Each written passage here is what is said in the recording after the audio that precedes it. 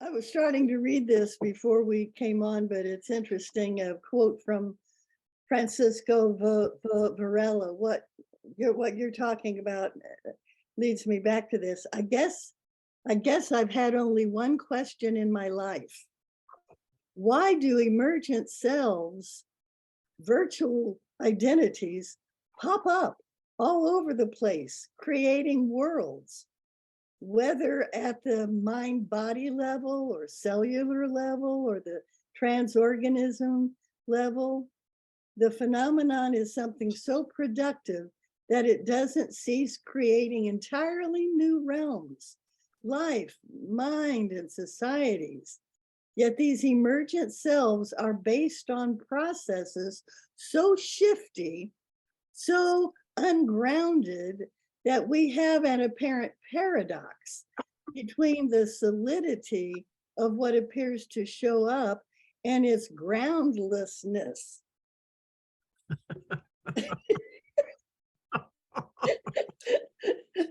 So there it is. Who knows? Well, there's so many things at play, Yeah, and everything has its say. So wonderful. it just has to kind of all connect, and then it works. It does. Yeah. So what is our focus today for dialogue? How do you know you're right? What? How do you know when you're right? Oh, my body tells me. Mm. My deep core essence always tells me, always. I can rest in it. That's all I can rest in, Mm-hmm. Mm-hmm. fully. My body tells me. Okay, well, I don't want to throw the anchor into the middle of this. Come on. No, the question is, how long are you right? Uh-huh. Nice. Not until it's Ever had that feeling where you got it just exactly right? I mean, I know that feeling, Annie, totally in your gut. And the next day it's completely what? Yeah. Well, that was nice, but what happened? That's the interesting thing about living. Well, and that's how other autopoetic beings get their say. Yeah. No, You're right, yes, and then everybody else has their say too, and that all kind of shifts again. nice. Yeah. Kathryn, I've taken issue for a moment. Every time I read what you write about, and well, what others write about, that anything that happens is conducive to life. No, it's not. That's not true. You say that on your cards.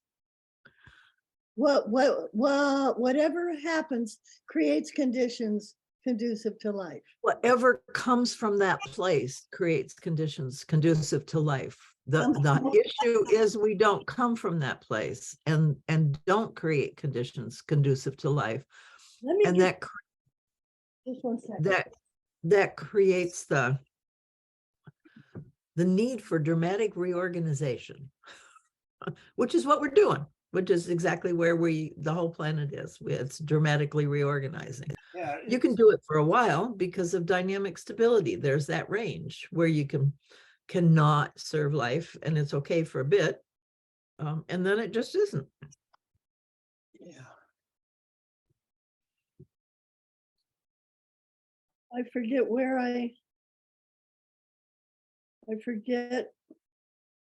how to get to the cards. But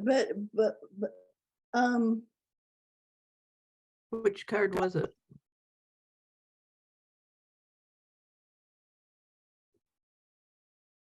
shoot, I don't remember the exact name of it. Shoot.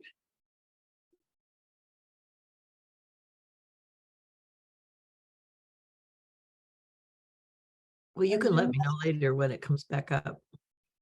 Right. I mean, it because all actions create the conditions that support life is for me the prime directive, which means that that's what every living thing should do.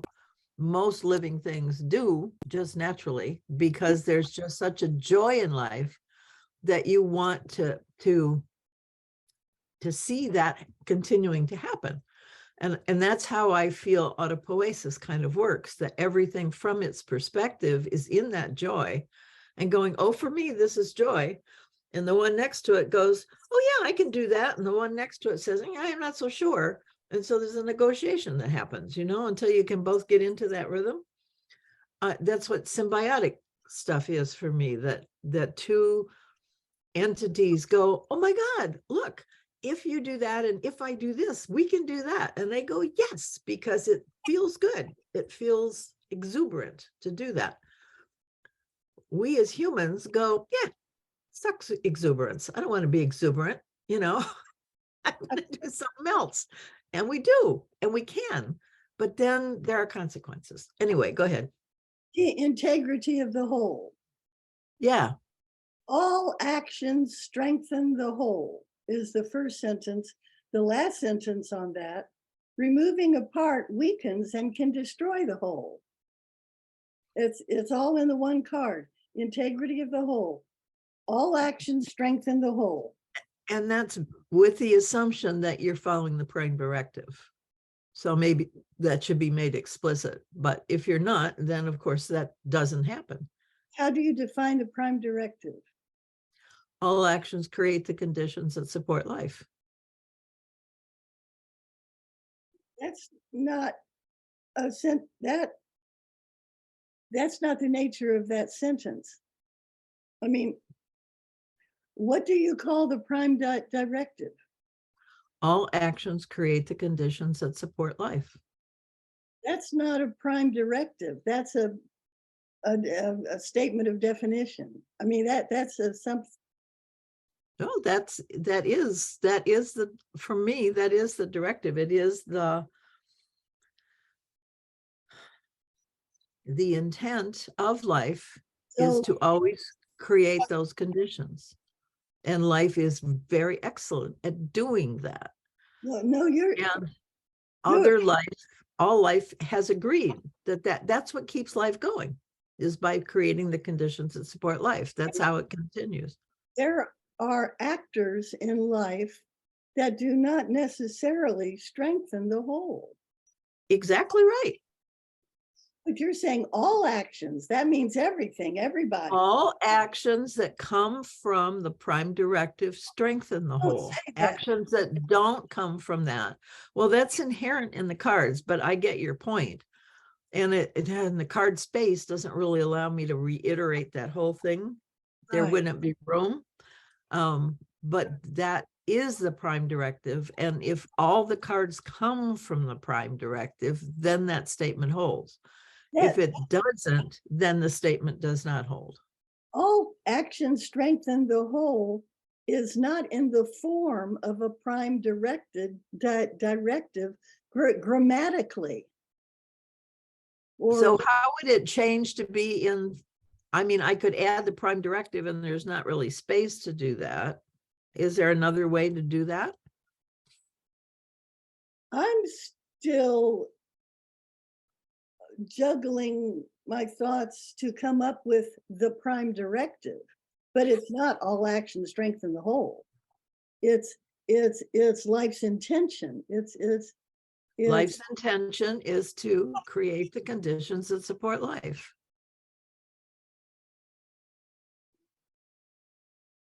create the conditions that support life.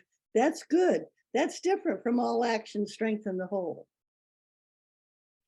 Well, all actions that support life do strengthen the whole. So it's shortcut for that. And I understand your concern because yeah.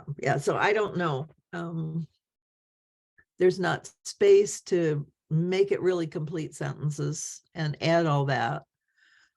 I'm assuming the intent of the cards would hold that, but I do get your point.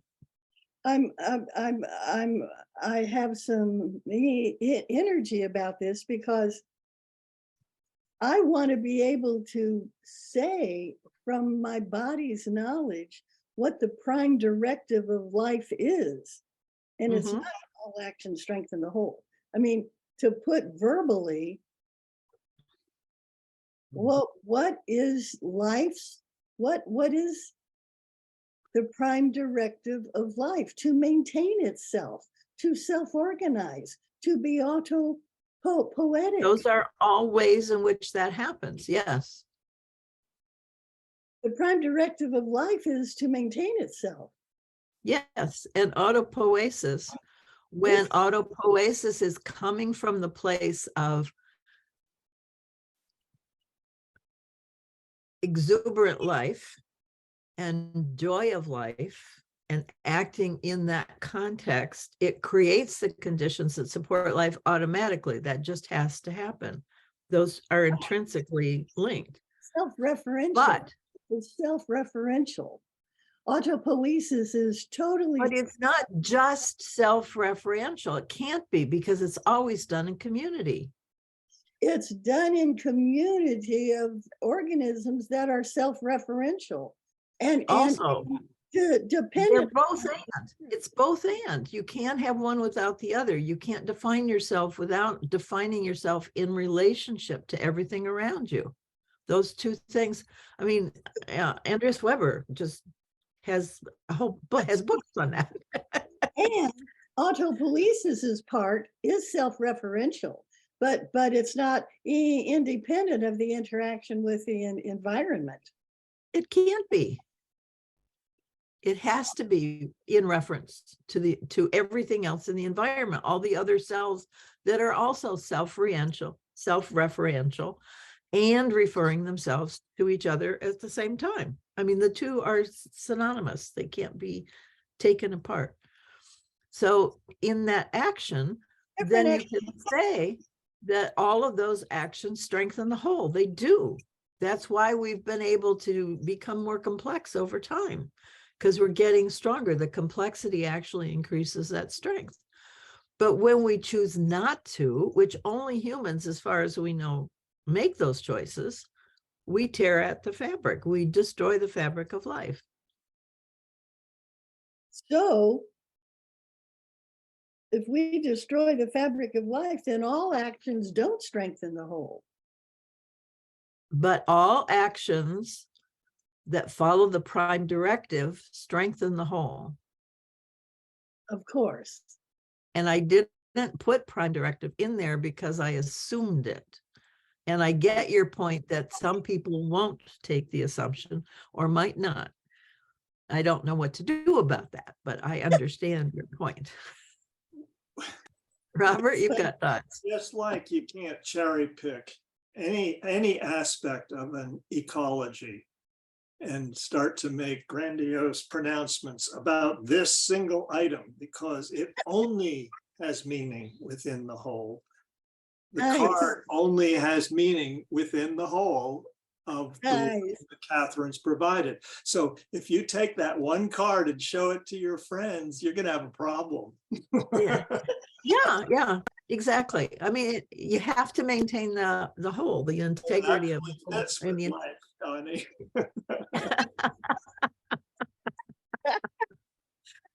Yeah, and that's exactly what we've done now. What you're saying is exactly what people do. They take out a piece and go, well, see, this doesn't make any sense. And it only makes sense in the context that it was done. If you shift the context, then it does lose its sense. Absolutely. So here's an analog to all that. That is that in the Christian religion, you know, that even the worst sinner is just as much, you know, a child of God, they'll say, you know, even the worst, the person who's pulled himself the furthest out still has a direct heritage coming out of God. You know, the same. Exactly. That's exactly right. Everything that exactly created right. us, you know, stemmed exactly right. Exactly right. Processes that have been evolving and perfecting over eons, they're all part of it. They are all part of this. But it just goes to show that you cannot, once you choose to get out of that flow, you throw a monkey wrench in the whole works around you. I mean, and then when there are enough human beings, we're throwing it into the whole Earth system right now. Right. It's just incredible how much we are.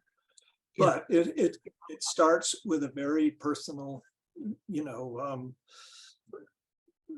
let's just say incursion into the destruction of an ecology. I mean, it starts with personal choices.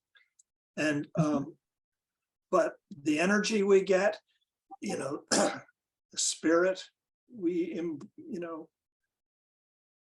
embrace, it all comes from one source.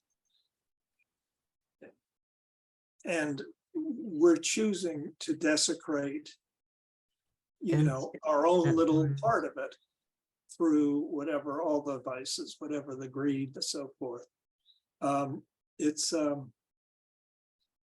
And the reason I bring this up is it seems like such a little thing. This breach is such a little thing compared to the continuity, even in the one we think is when some of our politicians, take your choice, that we think is the worst, or the Wall Street banker that we think is the worst. They still only, what do you say, abrogate, the righteousness of it all by, a fraction of 1%. Everything else is going for them, in unison. But it's that tiny little bit that makes all the difference in the world. Yeah. And I don't know if, biologists, do they even know how to deal with that? Because I don't think it is being done anywhere else. Andrews Weber talks about the fragility of life. And I think that's what he means, is how fragile it is because of that those little differences have huge consequences. And it has to be, these little differences have to be differentiated from, let's just say, population collapse. Too many rabbits. Right.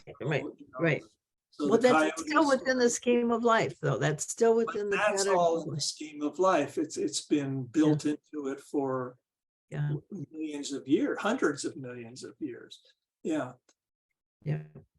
Whereas this other one is a very, very recent upstart. I have a quote from him on one of my cards that relates to this, I think.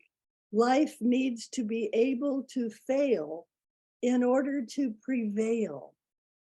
Yeah. Because we have to have this.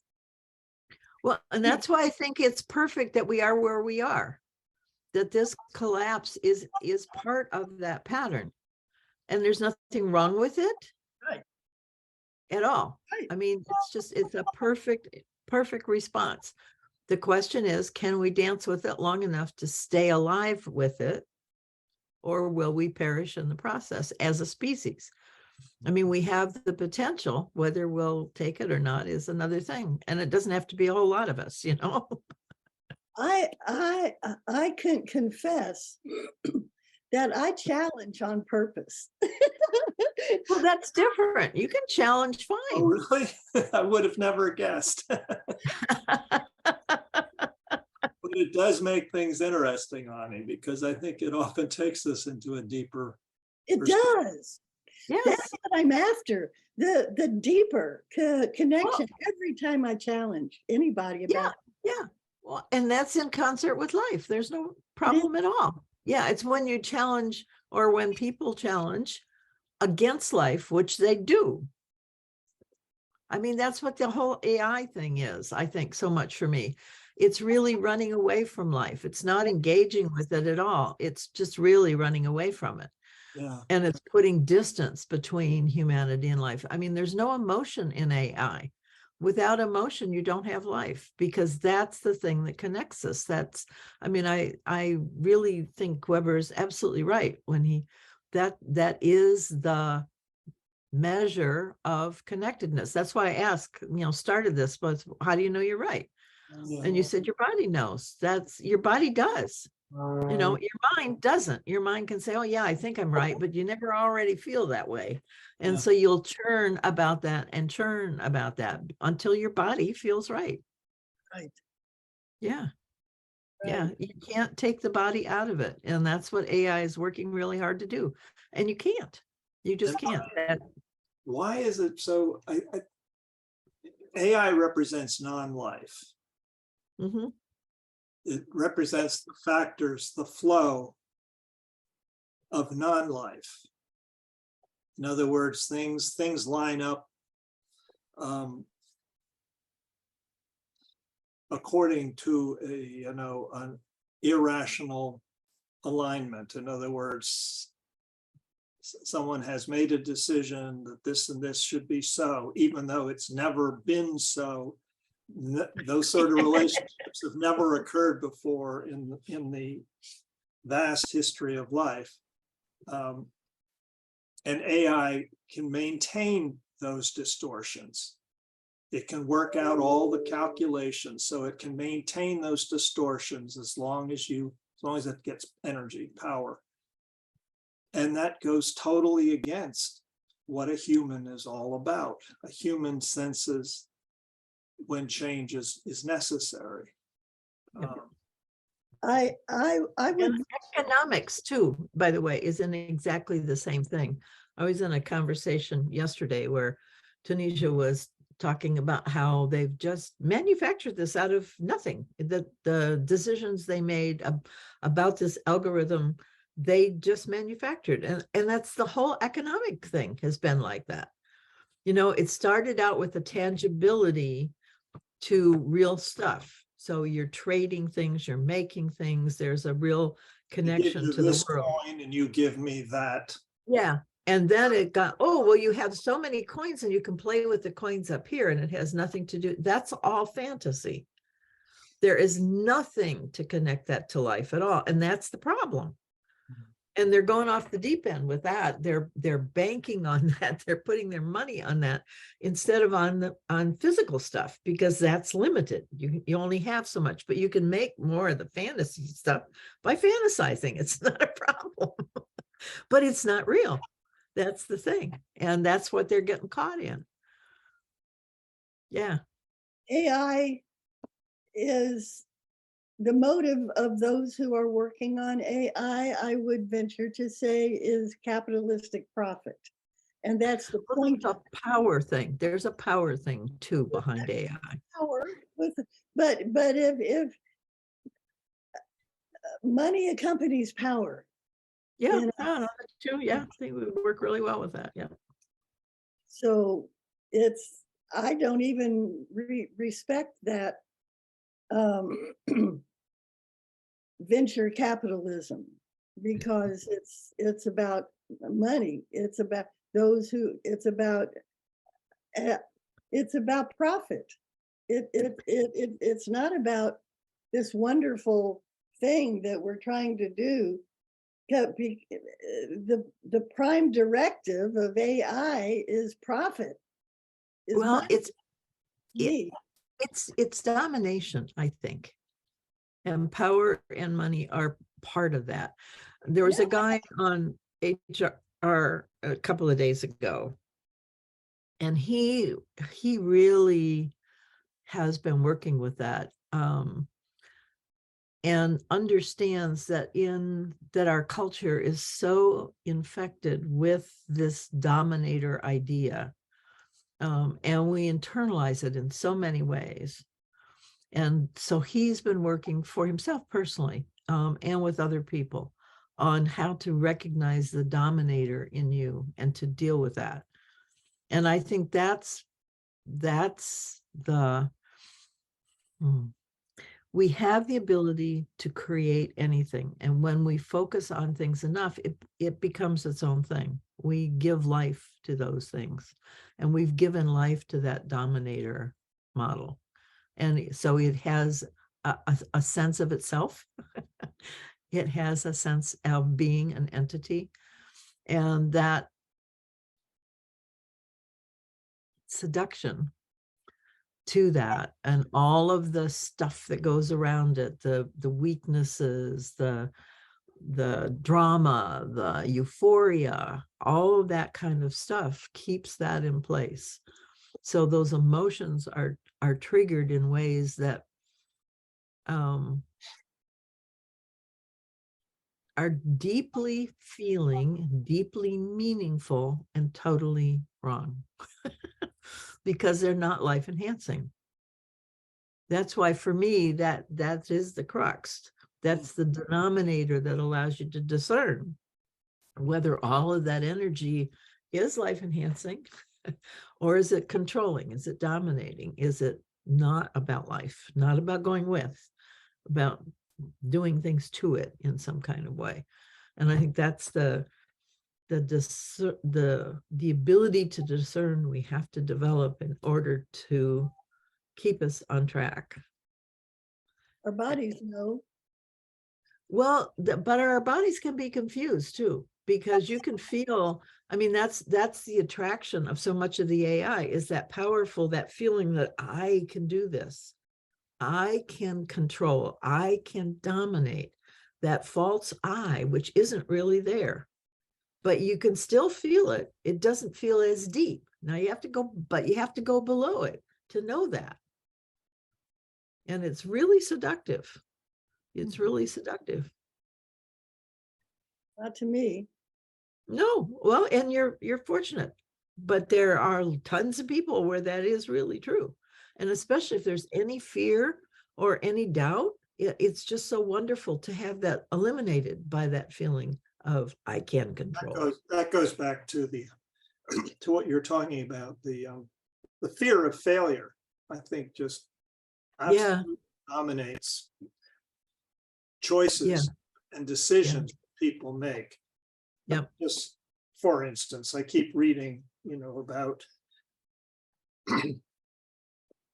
colleges, and the pressures of getting into college, and the pressures of having to weigh any kind of benefit with the kind of money that you'll be spending and putting in the debt that you'll be putting yourself under. And it's I'm just glad I'm not a youth in this day and age. I mean, it would, if you really thought about it, it would be totally just what's the word? Terrifying. Terrifying. It would just stop me. Stop me cold. Yeah, well, I think it does. And I think it's responsible for suicides too, as kids just can't figure out where to put their energy. I agree. And the things suicide they value. Yeah. right now, it's climbing. It's a Yeah. lot of kids disappearing and adults. I can see where that comes from, because you see no way out. Yeah. Failure. Can I make a request? I have a hard time involving myself in social commentary, and I think that's kind of what we're doing now. We're making comment on social situations, and this is an opportunity for the three of us to do something more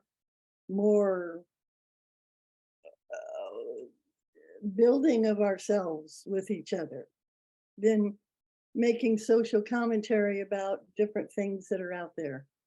Mm-hmm. I mean, Well, we have an opportunity to create as we talk. Well, I think there's also, though, and you brought this up very clearly, that there's a necessity even to understand the interface between what we're doing and what's out there, and to try and be aware of those places where that seduction can enter, can reattach itself. And your thing about the card is it was exactly that.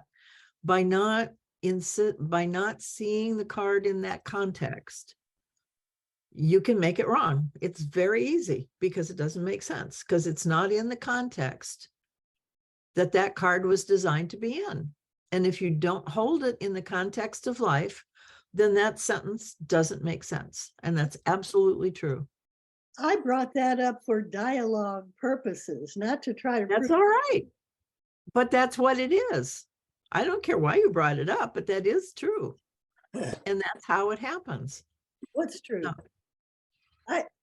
The dialogue, we create as we talk. I'm just wanting to Yes. talk. And Well, create. okay, I mean, to go back to why I introduced the social commentary component is that, you know, I'm well aware of the fact that I'm of a certain age. And the conditions under which I live, and I live in a certain way that's very different from many others who are my age, 76, 77. But the fact of the matter is, I need to continue to have relevance in relation to younger people. And that's why I read, you know, carefully read between the lines when I'm seeing this massive effulgence of mass media, you know, representation of what's happening to our youth. Because I do speak to young ones. Nice. It's not as much as I'd like sometimes, but, and the fact of the matter is, you know, I have to be careful that I'm not speaking from a viewpoint that's unattainable in their minds. Nice. You know, they can't be there with me. Can Mhm. I be there with them? I think I have a better chance of it because I have been younger. So I must admit that the world was very different. Yeah. I mean, I'm just to lighten the conversation up a little bit.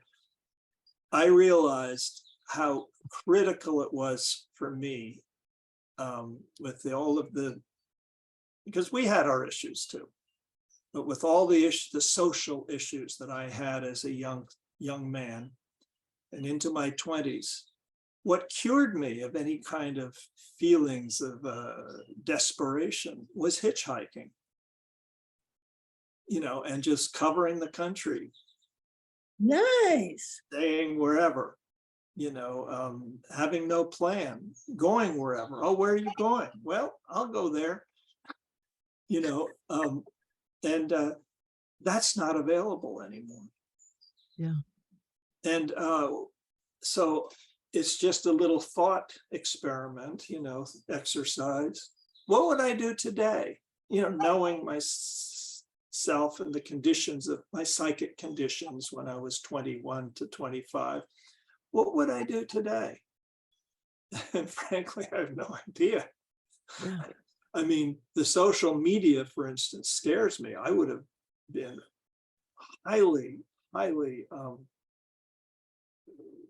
endangered by that because I couldn't have stayed away and it would have really affected me emotionally, because the reason hitchhiking worked was that I was a brand new person every time I met somebody. Mm-hmm. Social media, that can't happen. Yeah. You are what you project on your pages, whatever it may be. And that's what people think you are, and that's what you're going to get blasted about. So it's things like that. I mean, you know, like this one young woman that has been attending Virginia Swain Barada is someone that Kathryn knows, and I think Annie, you've heard us mention her, and she has a group, a once a month meeting, which we call America's Soul Cafe. Well, there's been this lovely young woman who's been joining us, and she's about 28, I think, at this point. You know, real go-getter and so forth. She's been sick for the last several months. I mean, I can feel it's through that. I can feel that things are really building on her. she's a very cheerful person, so she doesn't talk about it much, but I know she has talked about it. And the illness speaks volumes. Mhm. So, you know, I'm trying my best not to generalize from what I'm living, right? The consciousness that I have right now. Because it too could change, you know, that's the, you know, we could have a tornado rip our house apart. That would change everything pretty quickly. So Right. I'm just trying to Robert, loosen it up a little bit so we can see, you know, that we're talking about, you know, readiness to be involved in life with whatever it brings us. I mean, it's a huge, huge subject. Nice. can I ask you, Robert, because the lens that I have discovered, actually, that I look through very much is that that lens of life, that joy of life, is that there? Is that flowing? Is that the choice? Is that what's showing up? Is that what seems to be intentful in this time and place? And do you see that as useful? Yeah, oh, very much so. But I would add one thing as a major component of it, which you've already mentioned. But I don't think it goes very far if it's just me assessing my enjoyment, my experience of the joy. No, it's got to be with everything. Yeah. But when you start adding in your close friends, when you Right. start adding in people of like mind that you're regularly connected with in one way or another, and if that is lifting, you know, there's a joy of And- life that And are pervades they experience, and are they lifting in their own lives? and they are, then we have something. Yeah, yeah. And that for me is, I mean, that's how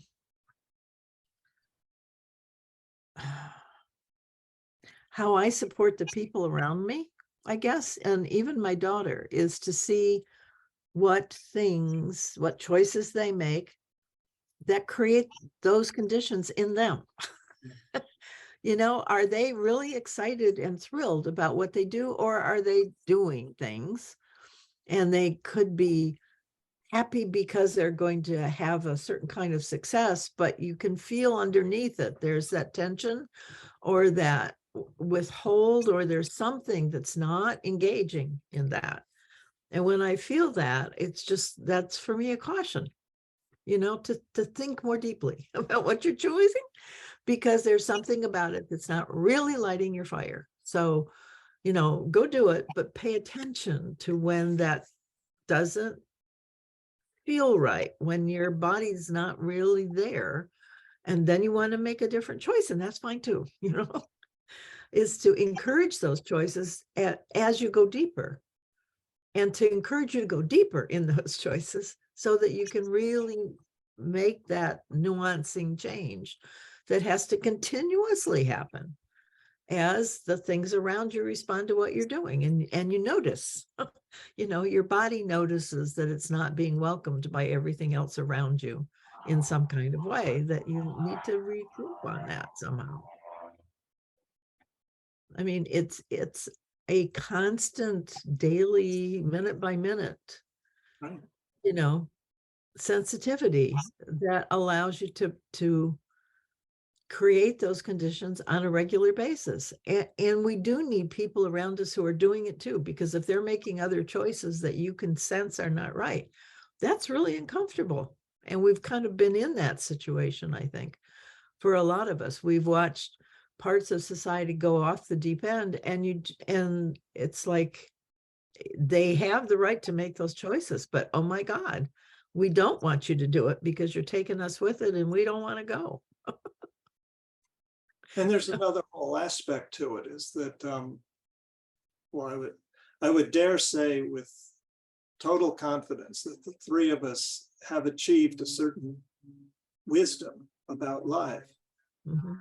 But we all know that and $5 will buy you a cup of coffee, unless there's response. Yeah. People really want to hear what you have to say. Yeah. Yeah. And so that, again, it's the interaction part of it that's so critical. And of course, why is there response? Well, because I have reached out, or I have paid attention, or, I've discerned, when to say a comment that truly moved someone to make an adjustment of some kind. But, and what I'm getting at is just that it's a delicate dance all the time. But if you truly are relaxed in life, it's not a big deal. It really isn't a big deal. Nice. Well, and that's been the conundrum for me about clients. Who's my perfect client? Well, you guys are my perfect client. I want to talk to people who want to hear me. I don't want to talk to people who don't care. And to try and define that has been really, really hard. I mean, I had such a joy. I presented the tool to the Earth Regenerators people, and they were just ecstatic. I mean, because it just resonated with everything they knew, and they could see the wholeness of it, and they could see the value, and they right away want to play. They want to, let's do something. Let's have an experience of the cards. We need to put the cards to work. So we're working on that. And it's just because that was fertile ground, those are people who are really working to try and understand this and see this as a possibility, a way of thinking about it. And I'm hoping In Rhythm is going to be the same kind of group. So we'll see, to see if I can do that there as well. And there's kind of a pitfall, though, in all that. Are the ones who don't respond to us wrong? I wouldn't say. See, wrong and right don't work anymore. Right, wrong and right. work. I mean, that leads to domination. I'm right. Yes, so you gotta listen to me. That's right. It just doesn't work. No, Yeah, you can't say that. Well, there's a natural intercommunication. I mean, it's the way I would phrase it, although that's hard to define. Well, and part of that is languaging too. I mean, there's just so many nuances on it. So it's just, we want to be right. We do want to be right. We really want to be in sync. That's, I think, where belonging and connection all come from. We just want to feel like we fit, that we're all working in the same, all those languaging things are really about how we emotionally notice that but even these things change so quickly. I mean, my favorite. Well, that's why you've got to be fluid. Yeah. My favorite example of this is I was feeling great one day, having a great time, and suddenly, this woman that I was living next to, she said, "There's some kids out in the street, and this guy in his big, his hot rod is just charging up and down the street. I'm afraid he's going to hurt somebody." So it's like you put on a different sort of clothes. I went and talked, I went and stopped him immediately. Said, "Oh, what you got under there? That car sounds incredible." Hood goes up. We're hanging over talking about the car. And 20 minutes later, I said, "Oh, by the way, there are kids out here." He said, "I know. I'll be going. Don't worry about it." But so this is fluid. It's really fluid, because I'll never speak to him again. We had almost nothing in common except for that engine, but that we both appreciated at the right time. I had a different approach to a situation like that. Where I lived in Indianapolis, my house and my nephew and niece were there, and they were like, I don't know, 4 or 5. or so, and they were in the front yard. And this drunk motorcycle guy was just ripping down the road and ripping down the road. And my approach was standing in the middle of the road to make him crash because he said he hit me.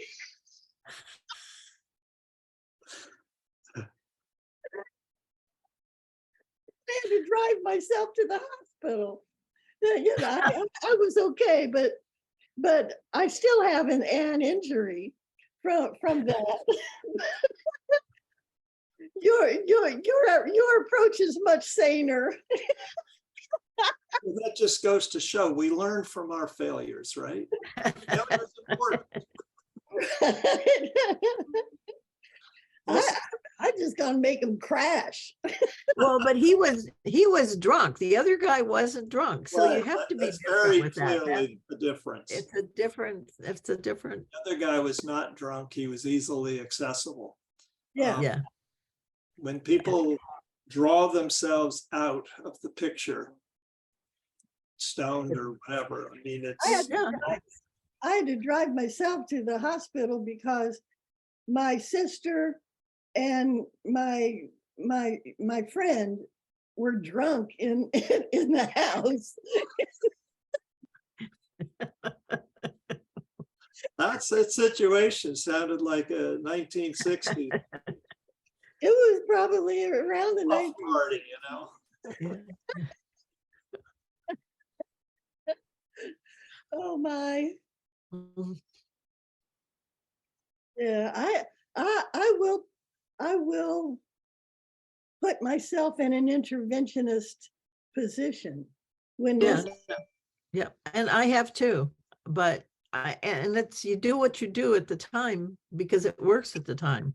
It's not like a formula. You can say, oh, you always do this. That isn't the way it works. No. I mean, I had a couple of Black kids outside my house there was a group of them, 3 or 4 boys and a girl, and they started to beat on the girl. And I went out there and I just said, you guys stop that. You're not supposed to do that. And they went, oh, okay. And they all got up and walked away. You know, and I wasn't blaming, I wasn't denigrating them in any way. I just told them their behavior was wrong and they knew that. You know, they know it. It's not like this is a surprise. And they just needed somebody to remind them, and then they were fine. But Right. you know, if they were drunk, it would have been a whole different thing. You know, Right. it would have been a whole different thing. Right. Yeah. Oh, You just gotta do what you need to do. yeah, But when, I do take an interventionist position more often than not.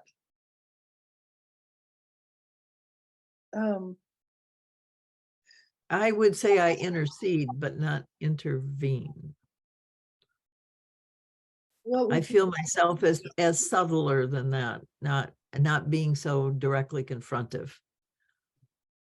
I can be directly confrontive with humor.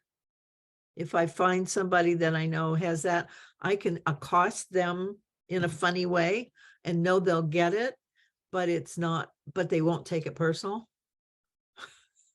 say, You know, say those 2 words again? Explain the interventionist and what did you say? Intervene. Intervene and intervention. What are you define those? Yeah. yeah, I don't know. When you say them as words, they're really very similar. The distinction I was trying to make is to be not so confrontive in the intervention. Well, intervention's a noun, so it's by nature a thing. You know, you've Yeah. done something, whereas Yeah. intervene is a continuous verb. I mean, to Okay. me, it's much softer. So in that Yeah. sense, I understand the difference. Yeah. Right. Yeah. Well put. Yeah. Yeah. Intervening often often gets a reaction to that. And then you have to deal with the reaction, which is for me, a distraction. It can get you way off into other things that are really not relevant to what you're trying to do. So the intervening, the sort of noticing that we might want to do something different here offers the opportunity for participation, so that person has the choice then to save face by participating. Then we together can do something, as opposed to feeling like they're being done to, and therefore have to save their own little ego and react. Say the two words again, intervene and what? Intervention and intervene. Intervention, right. Intervention and intervene. Intervention is a stronger energy to it. Yeah. Yeah, I think so, because it's become a noun at that point. It's a thing. Right. Right. I tend to be an interventionist. And I intervene. I intervene. Right. Right. And I think we both do that well. And I think there's a time for everything. Yes. Sometimes I don't have anything better to do.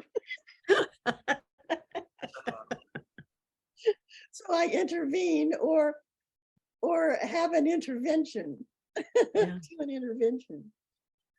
I'm definitely creating an intervention on the ants that have decided to look for food on my desk. Oh, And I don't like it, but I did create the situation. I'm eating at the desk. So now I'm Clean it up, and then the new soldiers they send out to look, you have to be merciless and kill them, and they'll know, it's like, oh, okay, we're not doing that anymore. That doesn't work. No problem. yeah. Anyway, so I better get going. It's been a pleasure once again. okay, yeah. It has been. Yes, yes, yes. I will see you next week, I presume. Okay. Yes. Bye. Bye-bye. Bye-bye. So anything else for us to do, say? No, I'm just busy. I got all these things I have to do, and I've got a new podcast to put up, and I thought I knew what it was, and then last night this, how do you know you're right comes up. So I'm wondering if maybe that's not the next podcast. I don't know yet. It's either that or the 4 Intents. So Or I have the 4 Intents done. But what? the 4 Intents, that's the way the cards are, the suits of the cards. Okay. Yeah. So that was my thought, is to start marching through that in some sort of way, but other things keep coming up and I haven't quite figured out how to integrate them so that it feels like a flow, not a stop and start kind of thing. I like the cards. You've done a fine job. You do good work. Well, thank you. And they've changed some. And one of the part of the feedback I got from Earth Regenerators, which I hope I'm understanding correctly, I'm going to listen to it again, but was to actually put cards in there that are simply the description of the pattern, period, nothing else, so that people are free to just deeply go into that pattern. So that would add 22 cards to that deck.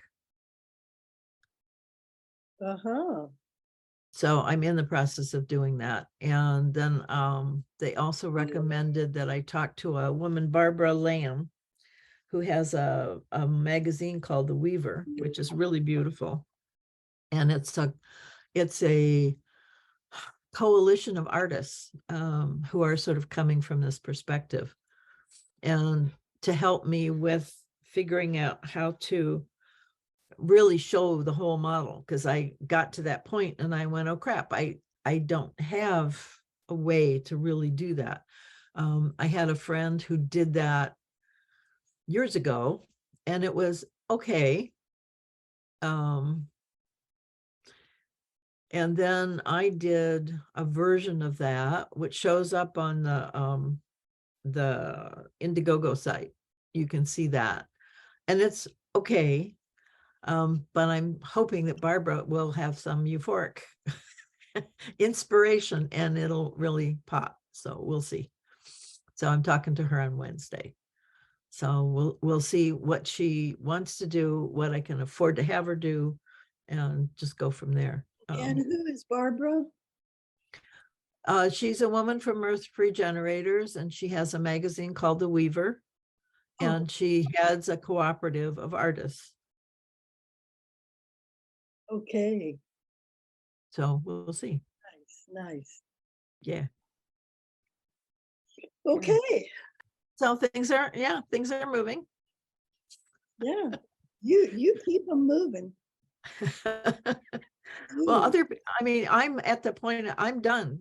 There's not too much more I can do, but I can respond to others, and I need others now to respond to me. I'm at the end of my rope.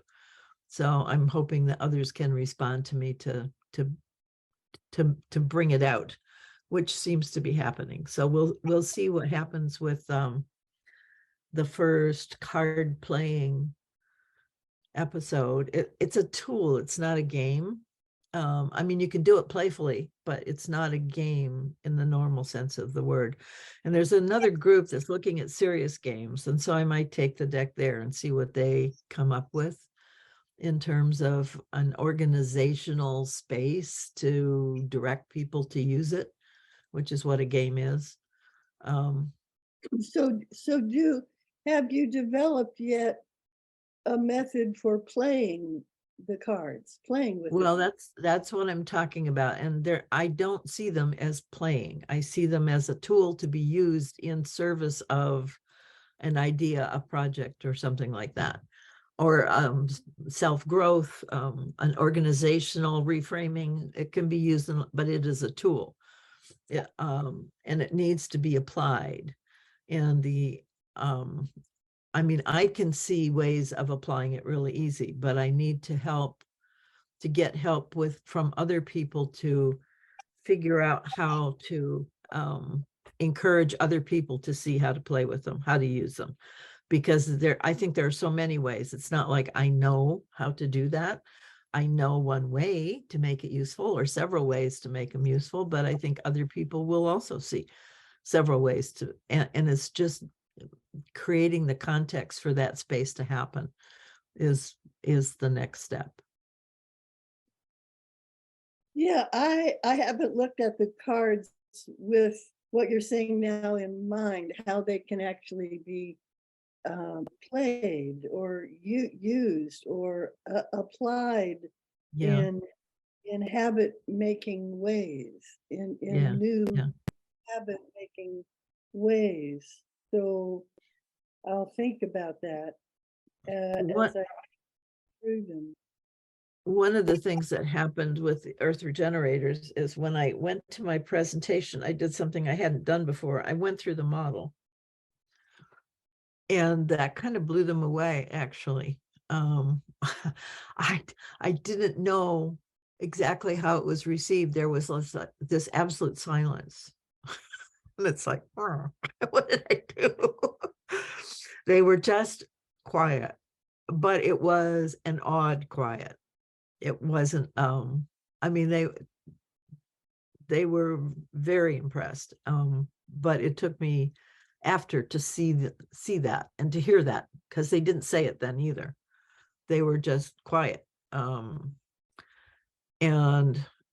But they were all really energetic about the next step. And because they were thinking about it as a project and how to make the project better, they had a different frame to listen to. And so they came up with other things to do to help, like playing with the cards. They wanted to use them right away.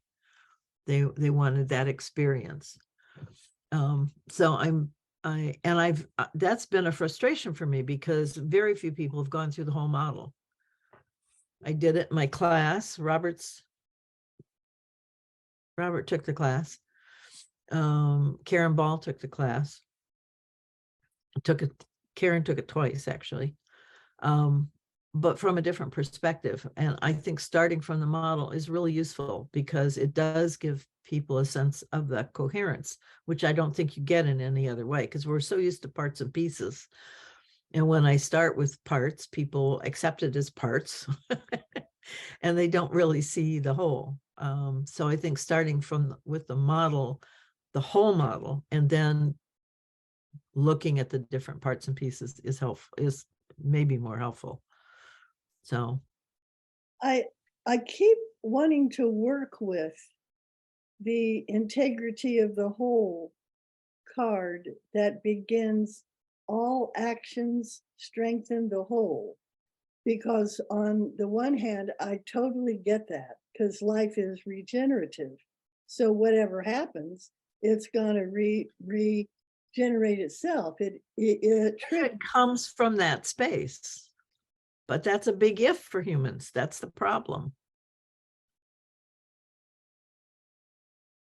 And that's what you pointed out.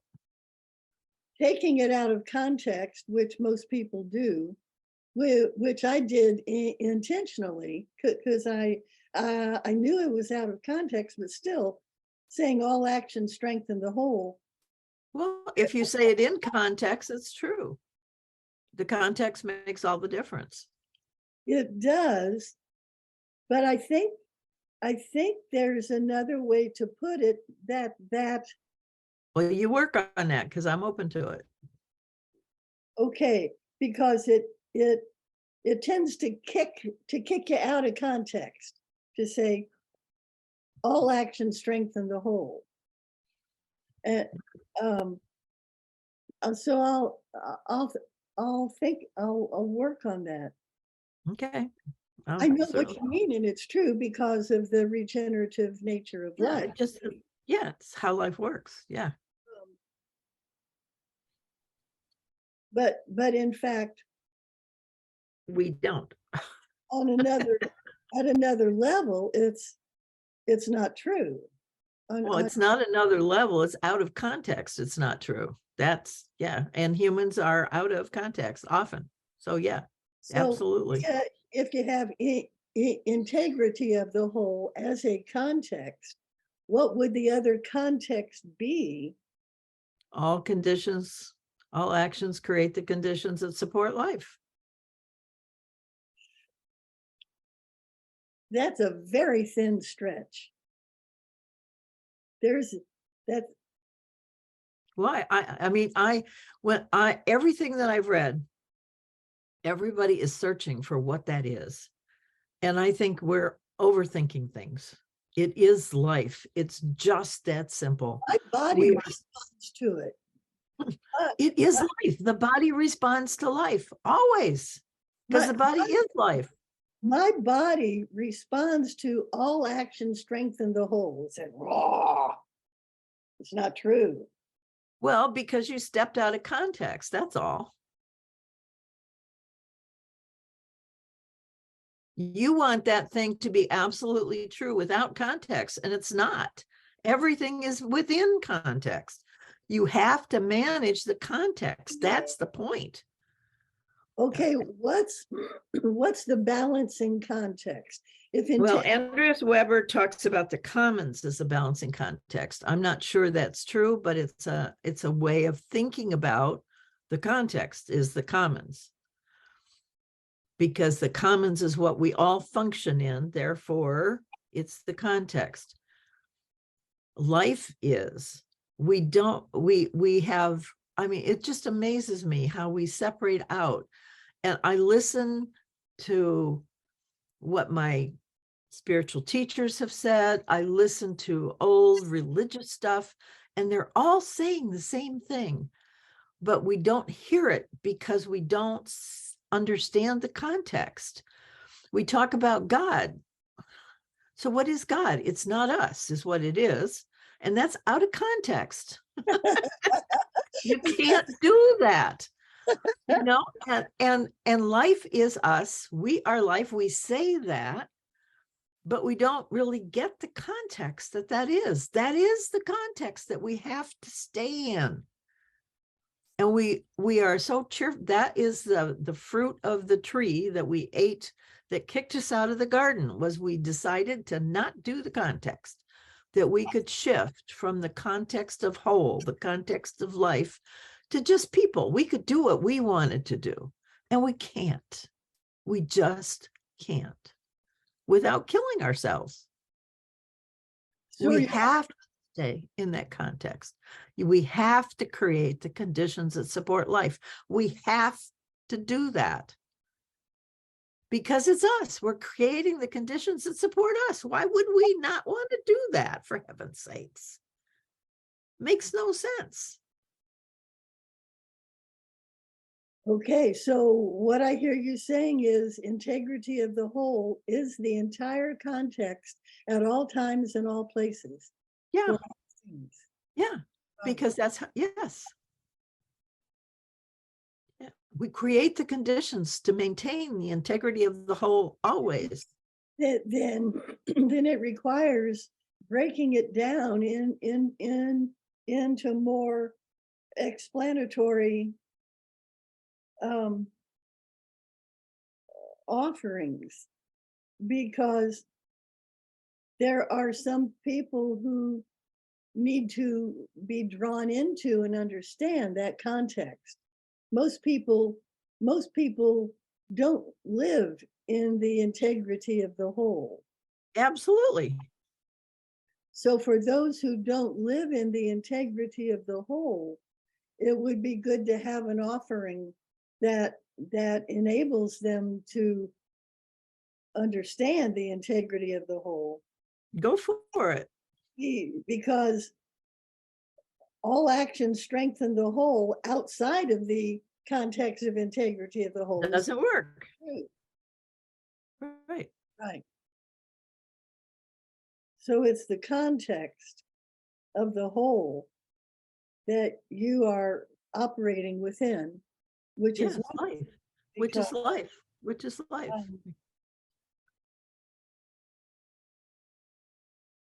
All actions strengthen the whole within the context of the whole. Yeah. Right. Absolutely. But we're not always in the context of the whole. And that's the purpose of the cards, is to put us back there, to help us reflect on what we're doing, so we go back into that context. I mean, all the patterns do that. You can't have reciprocity without thinking about the whole. It's not just about you. It's about how to make the relationship work. Relationship is about the whole. It's more than just the parts, always. So the context is right back there. But that the understanding that it's life gives it that direction, because you can have a context of no life. AI is a perfect example. So if without that context, you're going in a different direction. Yeah. I love the word context. I've loved it since Barbara Mark-Tubber. Mm-hmm. That was everything to her too. I like what you're saying here. I like that integrity of the whole is the context to perpetuate, to educate, to expose people to. Yeah, Weber's talking about the context is healing. And so I was thinking about that too, because if you're healing, then it's broken or you're sick. That's right. And that's not quite right, because what we want is health. So it's not healing, it's health. That integrity of the whole we can measure by the health, by the regenerative capacity that we keep there. I mean, so there's such clarity around that. We know, we feel that. We don't have to have external measures. You know when things are vibrant. You know when things aren't. Nobody has to tell you, and you don't have to measure it. You know. So we can feel when we're in that exuberantly life-enhancing space. And if that was what life was, how different would it be? I mean, so many things would shift. So many things that we now depend on and feel we need would not be there because we wouldn't need them.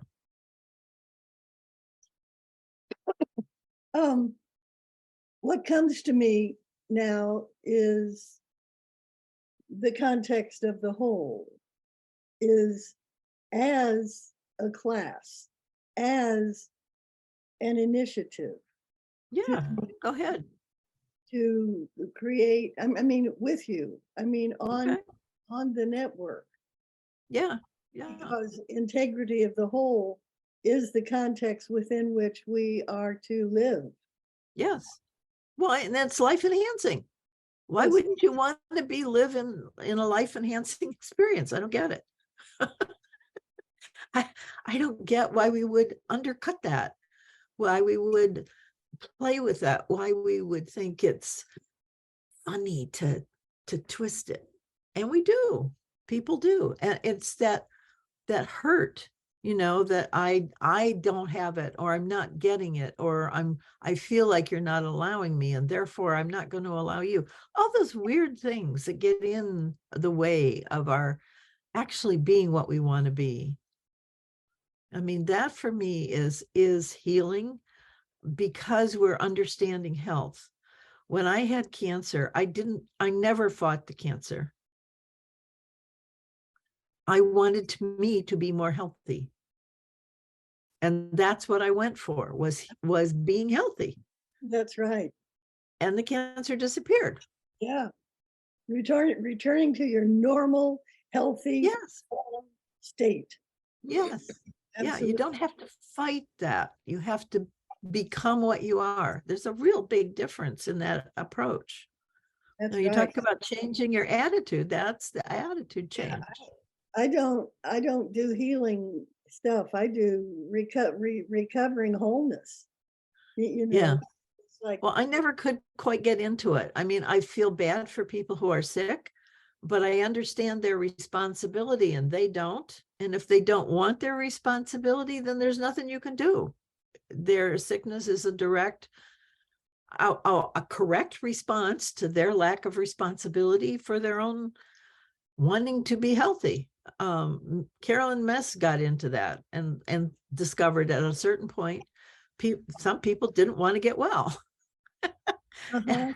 And that's fine. I mean, there's lessons to be learned from that. So that it's an inherent, that's okay. And I just didn't want to get caught in that dance of I'm the healer, you need, I'm not being effective if you're not getting well, because I'm not doing it to you. I can walk with you in a healing process. If you want to become healthy, I can walk with you in that process, but I can't make you healthy. I can't make you well.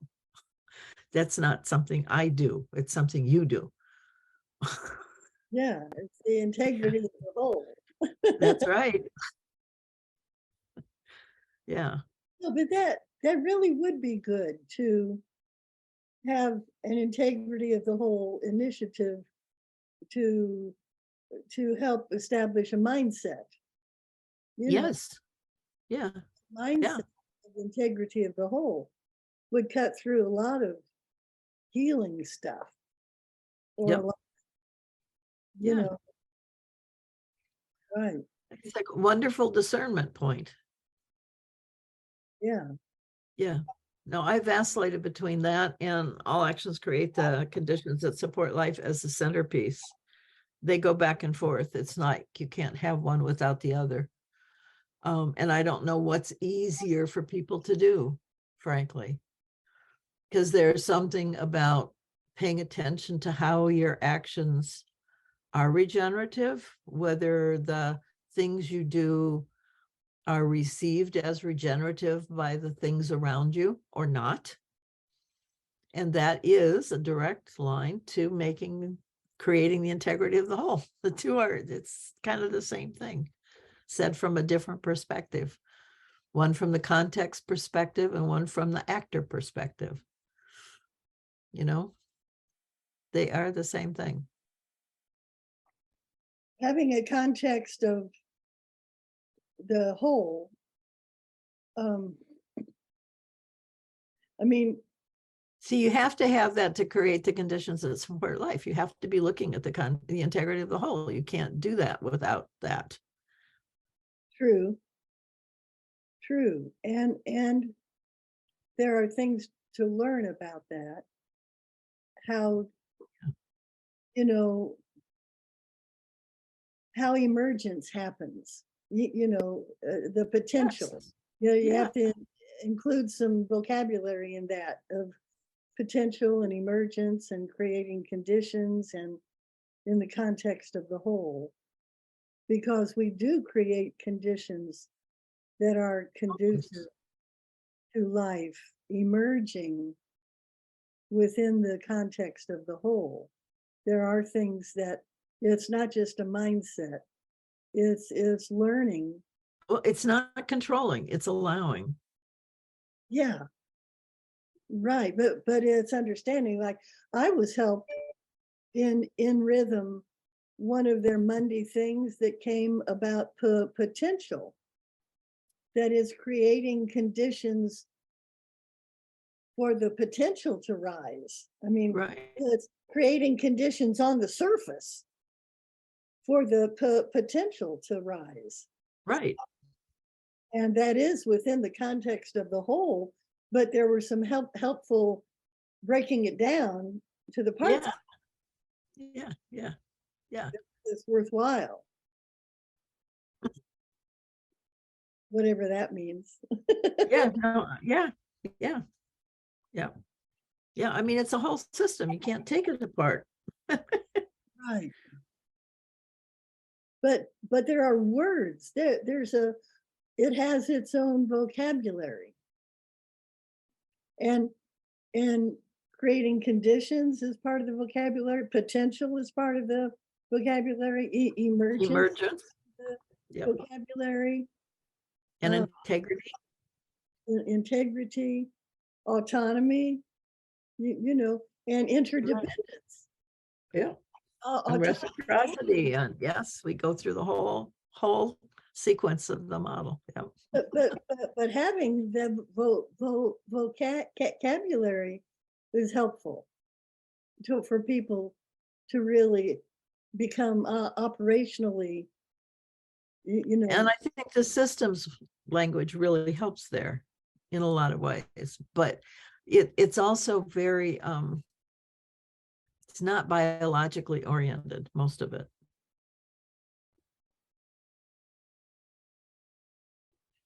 Right. And I love the biological orientation. Yeah, it makes all the difference. I mean, we've been so missing that. Yeah. Yeah. I mean, it's fascinating. It's exciting what a cell can do. Yeah. Density of a spark of a thought that can activate something in your body, can activate your cell, can get your mitochondria moving. Well, and just thinking about the difference between the cell and the mitochondria, they're their own thing. They function from their own perspective. They're not part of us. They're a separate species. That's right. They are. I love that. Yes. Yeah. Yeah. I mean, we've been practicing putting things together for a long time. We are the epitome of that. We are the most complex biome on the planet, outside of the planet herself. Right. What does that mean? What does that offer? What are the potentials there? I mean, it's huge. It's huge. We are intrinsic. We are necessary as the next step. We are.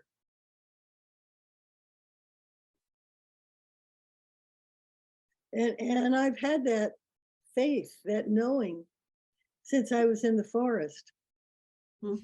and asked nature, why did you make us? How are we different from other species? And the sense of what you're saying came, the sense of co-creation, the sense of, Yeah. because we're intrinsic to to to making heaven on earth. You know, we're Yeah. we're yeah, we're intrinsic to the next step of creativity and wholeness and coordination and cooperation, Yep. which is intrinsic to wholeness.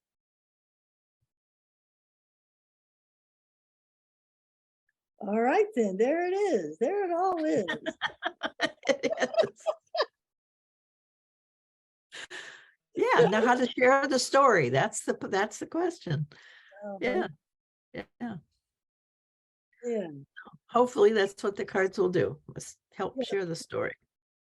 Well, thank you for the dedication in making the cards a reality to be of aid to people. Bless you. Well, they've been around for 10 years. Wow. Good. And it was only in the last year or so that I realized they were there.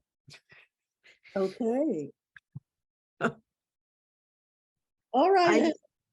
Yeah, no, I just have to laugh. I look back at things and I go, oh yeah, he was sitting there. One of my teachers told me, we create our worlds. I watched him create his world and I said, oh, he's creating his world. Well, yes, we all do. But it's taken me 30 years to get to that point. Yeah. Yeah. You're doing a good job. Perseverance furthers, isn't that what they say? Mhm. Perseverance furthers. Oh, Yeah. perseverance furthers. Yeah. Yeah. Yeah. Yeah. Okay, hon. Okay. Much Until love. our next opportunity. Thanks. Yep. Okay. Thank you. Bye-bye.